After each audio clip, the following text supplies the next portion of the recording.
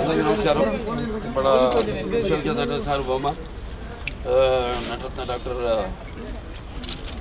నందమూరి తారక రామారావు అలాగే పార్టీ వ్యవస్థాపకులు ఆయన ఈ 28వ జయంతి సందర్భంగా వర్ధంతి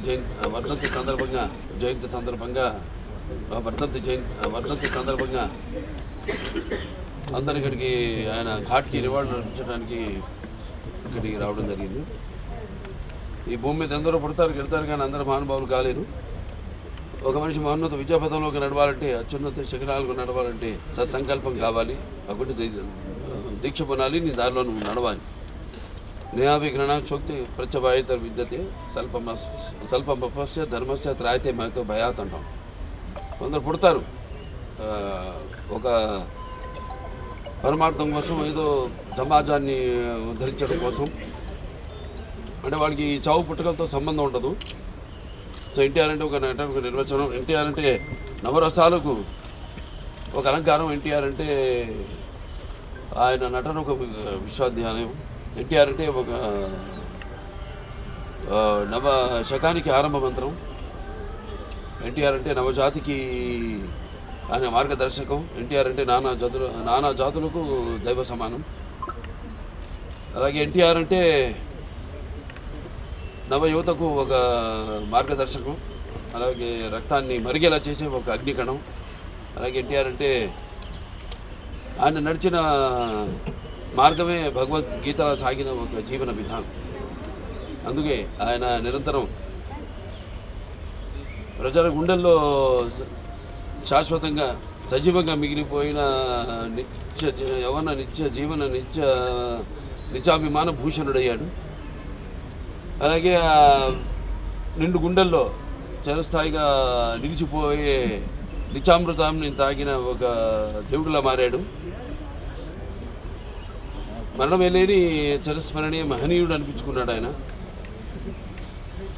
అలాగే ఎవరు అంత ఘనంగా జీవించలేని ఒక మహనీయమైన జన్మను పొందాడు ఆయన. ఆయనకి చావు ఎక్కడ. అందుకే ఆయన నిరంతరం వెలిగే ఒక మహనీయ మహోత్తమ జీవన విధానం.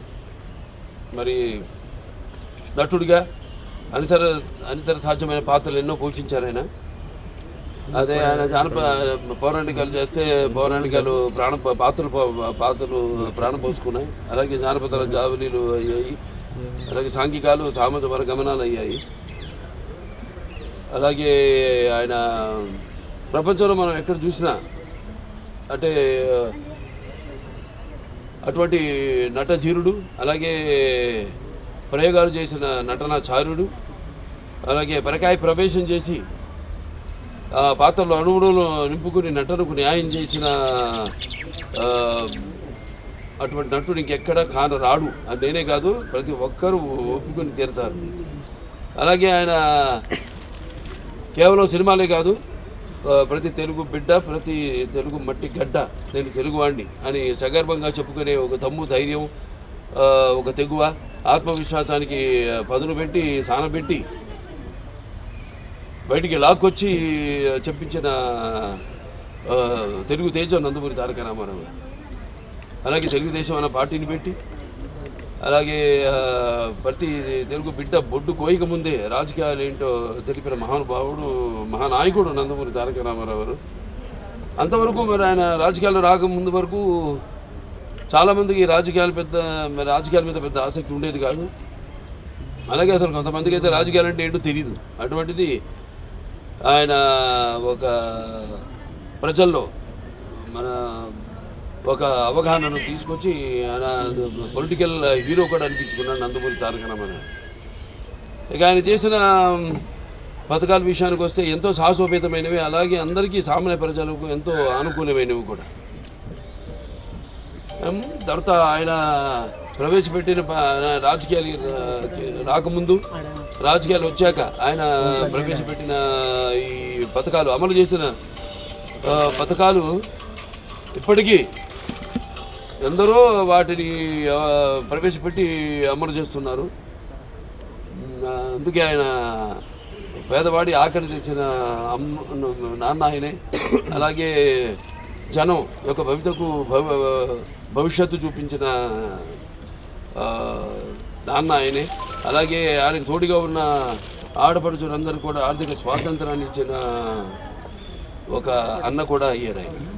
మరి ఆయన ప్రవేశపెట్టిన పథకాలు ఈరోజు మొత్తం భారతదేశంలో అన్ని రాష్ట్రాల్లో కూడా వాటిని అమలు చేశారంటే మరి కిలో బియ్యం 2 రూపాయలకి అయితేనేమి, లేకపోతే మహిళలకు ఆస్తిలో సమాన హక్కు అయితేనేమి, అలాగే రైతులకు 50 రూపాయలకి హార్స్ పవర్ యూనిట్ పవర్ ఇవ్వటం అయితేనేమి, భూమి శిస్తు రద్దు చేయడం అయితేనేమి, అలాగే ఈ యొక్క చేనేత కార్మికులు ఈ యొక్క చేయూతనడం ఏంటి, చేనేత వస్త్రాలు వాటి ద్వారా, అలాగే పక్కా ఇళ్ళ నిర్మాణం అయితేనేమి, కాంక్రీట్ స్లాబులతో ఇళ్ళ నిర్మాణం అయితేనేమి, అలాగే విప్లవాత్మక సామాజిక మార్పులు ఎన్నో తీసుకొచ్చారు. దాంట్లో ముఖ్యమైనది తెలంగాణలో పటేల్ పటవారీ వ్యవస్థను రద్దు చేయడం, అలాగే ఈ మాండలిక వ్యవస్థను స్థాపించడం. అప్పటికి 330 తాలూకాలు, అవి 1104 మండలాలుగా చేసి ప్రజల వద్దకు పాలన తీసుకెళ్ళేటట్టు ఆయన మండలాల వ్యవస్థను స్థాపించడం. అలాగే ఈ సహకార వ్యవస్థ ద్వారా సింగిల్ విండో సిస్టమ్, రైతులందరూ కూడా కావాల్సినవన్నీ కూడా ఒకే చోట లభించేటట్టు. అలాగే తెలుగు గ్రామీణ క్రాంతి పథకం కింద ఈ గ్రామాల యొక్క సర్వతోముఖ అభివృద్ధికి అయితేనేమి, అలాగే మొట్టమొదటి మహిళా విశ్వవిద్యాలయం అయితేనేమి, లేకపోతే ఈ ఎన్టీఆర్ ఆరోగ్య వైద్య విశ్వవిద్యాలయం అయితేనేమి, లేకపోతే అలాగే గురుకుల విద్యా విధానం అయితేనేమి, ఆశ్రమ పాఠశాలలు అయితేనేమి, ఈ యొక్క సంక్షేమ హాస్టల్స్ అయితేనేమి, అలాగే క్యాపిటేషన్ ఫీజు రద్దు చేయడం, పేదల వద్దకు చదువును తీసుకురావడం, ఉన్నతమైన చదువును తీసుకురావడం, అలాగే జోగిని వ్యవస్థల దేవదాసి వ్యవస్థలు రద్దు చేయడం అయితేనేమి, అలాగే హైదరాబాద్కి నాగార్జున సాగర్ ద్వారా నీళ్లు ఇవ్వడం అయితేనేమి, అలాగే శ్రీరామ్ సాగర్, నిజాం సాగర్ వాటి అభివృద్ధి, అలాగే తెలుగు గంగా హంద్రి నివాస సమంతి అయితేనేమి, గాలిరు నగరి అయితేనేమి, దాని తర్వాత మండల దీని ద్వారా ఆయన ఫ్రంట్ చైర్మన్గా ఉన్నప్పుడు సుమారుగా ఒక ఎన్నో వేల లక్షల మంది రైతులకు దేశవ్యాప్తంగా 11,000 లక్షల మందికి ఆయన ఆనాడు ఈ భూమి శిస్తు రద్దు చేయడం జరిగింది. మాండలిక వ్యవస్థ ఈ యొక్క ద్వారా ఆయన మాండలిక సిఫార్సుల్ని అమలు జరిపించడం జరిగింది. ఇలాగా సర్కారీ దీని కమిషన్ ద్వారా ఈ యొక్క రాష్ట్ర కేంద్రాల మధ్య వాళ్ళు యొక్క అనుబంధాన్ని పెంచే విధంగా ఒక రాష్ట్రం కేంద్రంలో ఉన్న ప్రభుత్వం ద్వారా వాళ్ళ అవసరాలను ఆ కేంద్ర ప్రభుత్వం తీర్చేలా ఇంకా ఎన్నెన్నో అభివృద్ధి కార్యక్రమాలు, అలాగే ఎన్నో ఆయన ఈ యొక్క అమలు చేయడం జరిగింది అన్ని వర్గాల ప్రజలకు. ఇలా చెప్పుకుంటూ పోతే మరి అటువంటిది ఆ మహానుభావుడు ఆయన చేసిన సేవలు మనకు తెలిసింది. స్వతంత్రం ఒక పోరాటం, మనం విన్నది కానీ చదివింది కానీ పుస్తకాల్లో, మనం గళ్ళారా చూసిన మొదటి ఒక యుద్ధం ప్రజల కోసం ఆయన అని త్యజించి ఆయన చేసిన సేవలు మరువనానివి.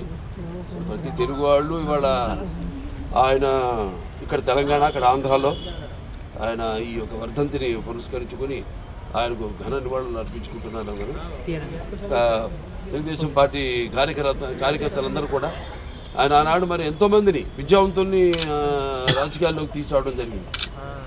గ్రాడ్యుయేట్స్ అయితేనేమి, పోస్ట్ గ్రాడ్యుయేట్స్ అయితేనేమి, లాయర్లు అయితేనేమి, డాక్టర్లు అయితేనేమి, వివిధ వృత్తుల్లో ఉన్న వారిని తీసుకొచ్చి యువతకు ఆయన ఎంతో ప్రోత్సాహం ఇచ్చి ఆనాడు మరి తెలుగుదేశం పార్టీకి బాసటగా ఉండి ఆనాడు 82లో పార్టీ స్థాపించినప్పుడు అదే విధి విధానంలో మనతో కూడా నడుచుకుంటూ ఆయన చూపించిన బాటలోనే కొత్త కార్యకర్తలు అందరూ కూడా నడుచుకుంటూ ముందు ముందు తెలుగుదేశానికి ఇంకా భవిష్యత్తులో పునర్వైభవం తీసుకురావడానికి అందరం శ్రమిస్తామని ఆయనకు ఘన నివాళి అర్పించుకుంటూ నేను సెలవు తీసుకుంటాను.